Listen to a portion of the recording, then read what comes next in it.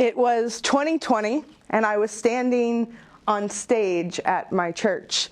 A normal Sunday, like any other, giving a message of encouragement. When I walked back to my seat, and there standing as the service continued, I had an oh no moment and a realization.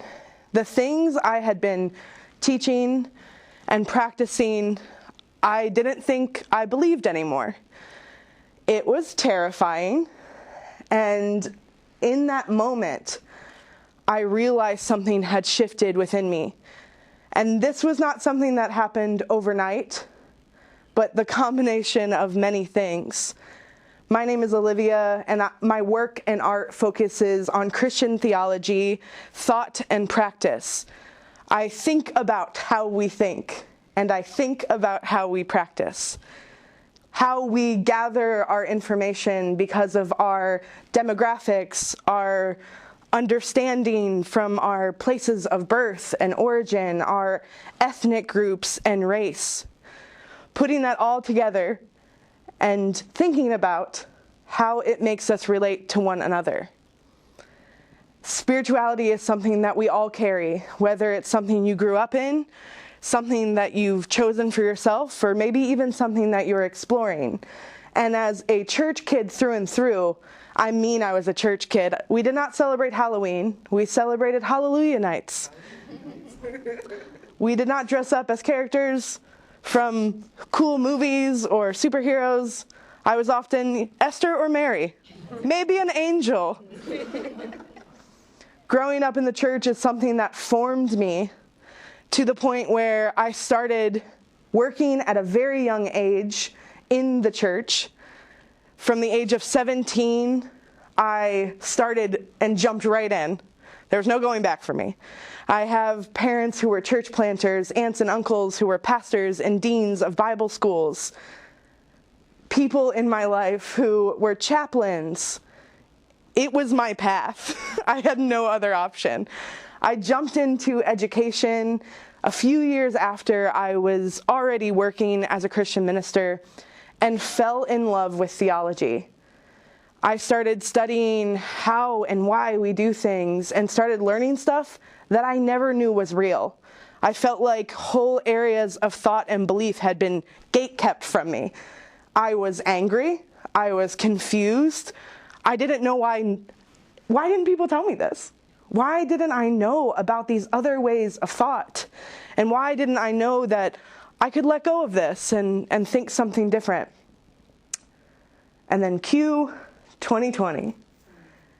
Racial injustice, political turmoil, and a global pandemic made for the perfect combination of doubt. The perfect combination of questioning my life and what I had worked my whole life to build. As a woman in Christian theology and pastoring, that's basically like free soloing the biggest mountain you can think of with no gear on while everyone around you is totally protected. It's one of the hardest areas to enter. And I was at what felt like the top. I had done so much and learned so many things. I was so grateful from where I came from and the things that I was able to participate in and learn. But then I hit a point where I don't think I'm practicing the things I believe anymore. I was living what felt like a dualistic life. So I did what any good, artistic millennial would do, and I flew to New York City by myself. I was like, I have to get out of this place. So I found myself walking around the streets of New York City, and if you've ever been to New York City, it's the best place to be totally alone while totally surrounded by other people. You also can dress up like a Muppet, and nobody questions a thing. So it was where I needed to be. I was walking around the streets, and then all of a sudden, I found myself in a different church, on a different Sunday, totally broken inside, filled with shame and confusion, because I didn't live up to what everyone thought I would live up to. I was still saying and doing things, but going home, not sleeping. sitting in meetings, having hard conversations where internally I wanted to say one thing, but I would smile and nod. And on this different Sunday, in this different city, in a different church, with tears in my eyes, I practiced what they were doing. I stood when they stood. I said what they said, and it clicked. I don't have to think the things I thought. There's more out there. I can express my faith and spirituality and beliefs in totally different ways. Ways that growing up for me were dead things and old things that people told me not to go near.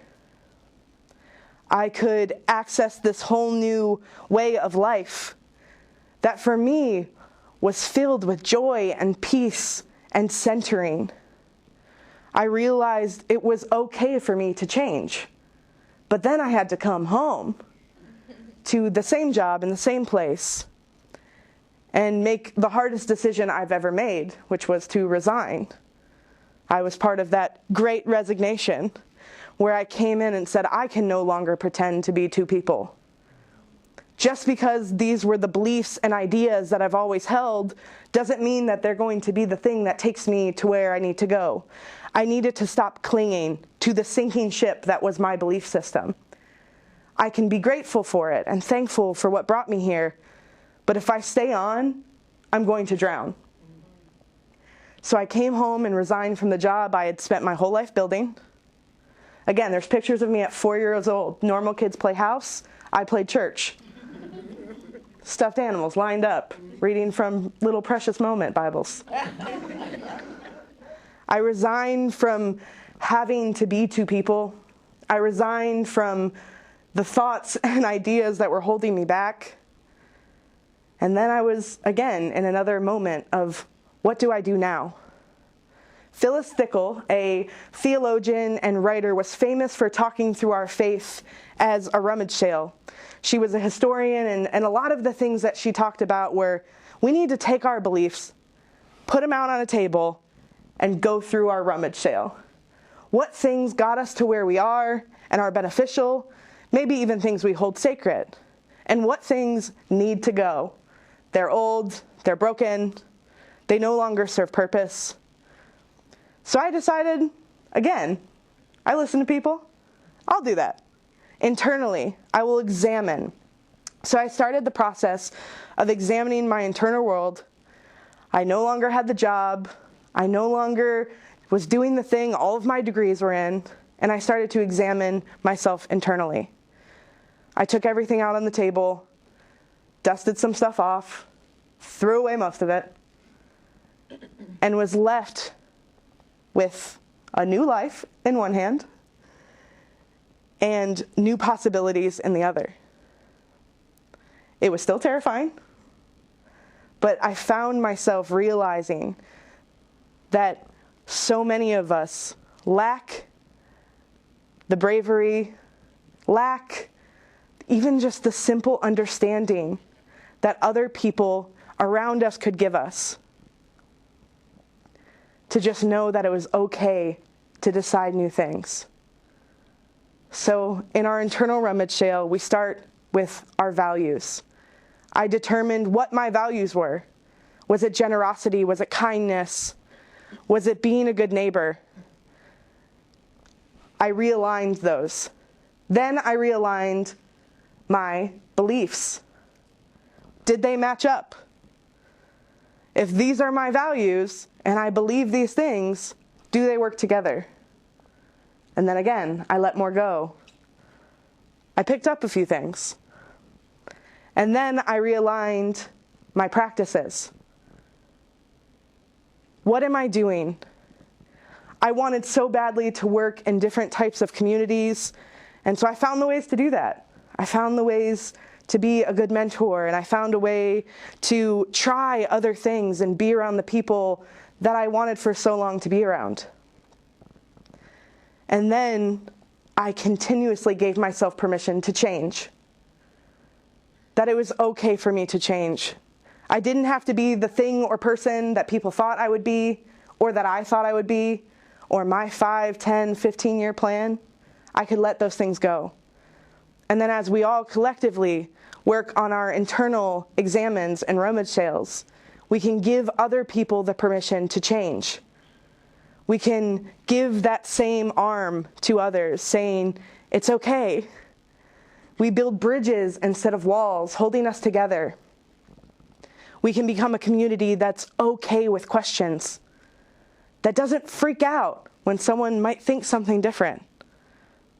We give each other the space to be exactly who we are. Because life is a journey. And again, whatever your spiritual ideas or mantra of life is, it's constantly changing, and it might be the only thing we all have in common. We are all moving, we are all changing and growing, whether that be now a job that you don't want to do anymore, whether it be I used to not like seafood and now I do.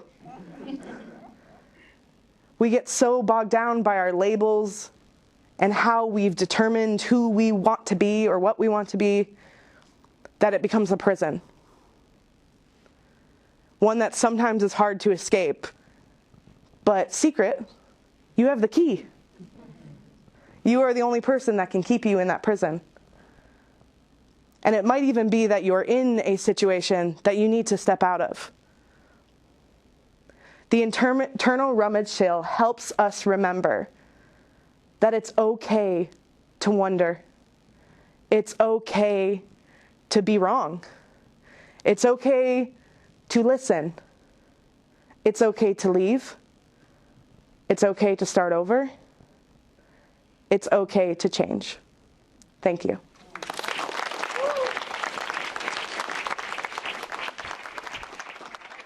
Olivia D'Amico.